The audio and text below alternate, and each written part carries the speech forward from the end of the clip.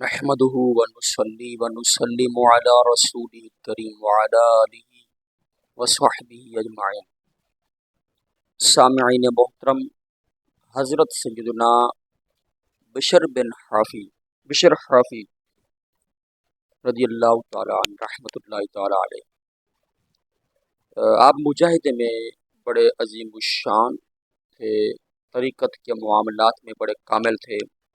حضرت فضیل بن عیاض سے انہوں نے بہت اکتساب فیض کیا، اور ان کے مرشد حضرت علی بن حشرم رحمۃ اللہ تعالی علیہ تھے۔ علم اصول و فروع کے آپ امام تھے، عالم تھے۔ ابتدائی معاملات کا توبہ کا ان کا واقعہ یوں ملتا ہے کہ یہ شروع میں شرابی تھے، نشئی تھے۔ شراب کے نشے میں دھت کے جا رہے تھے۔ راستے میں ان کو کاغذ کا ایک ٹکڑا دکھائی دیا، جسے دیکھا تو اس پر بسم اللہ الرحمن الرحیم لکھا تھا۔ چنانچہ اس کاغذ کے ٹکڑے کو اٹھایا، تعظیم کی، اسے خوشبو لگائی اور اسے عزت کی جگہ پر، احترام کی جگہ پر رکھ دیا۔ اسی رات آپ نے خواب میں دیکھا کہ اللہ پاک فرماتا ہے، اے بشر، تو نے میرے نام کو خوشبودار کیا، مجھے قسم ہے میری عزت و جلال کی، میں تیرے نام کو دنیا و آخرت میں معطر کر دوں گا، خوشبودار کر دوں گا۔ اللہ اکبر۔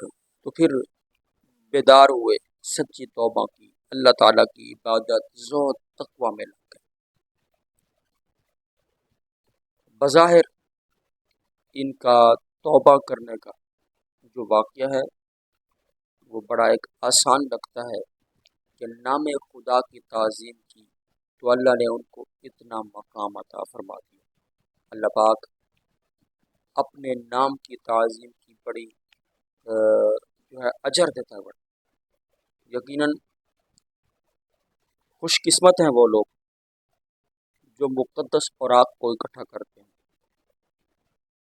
قرآنی اوراق کو، مقدس اوراق کو، اور پھر ان کو احترام کی جگہ پہ رکھتے ہیں۔ اس معاملے میں دعوت اسلامی بڑا کام کر رہی ہے۔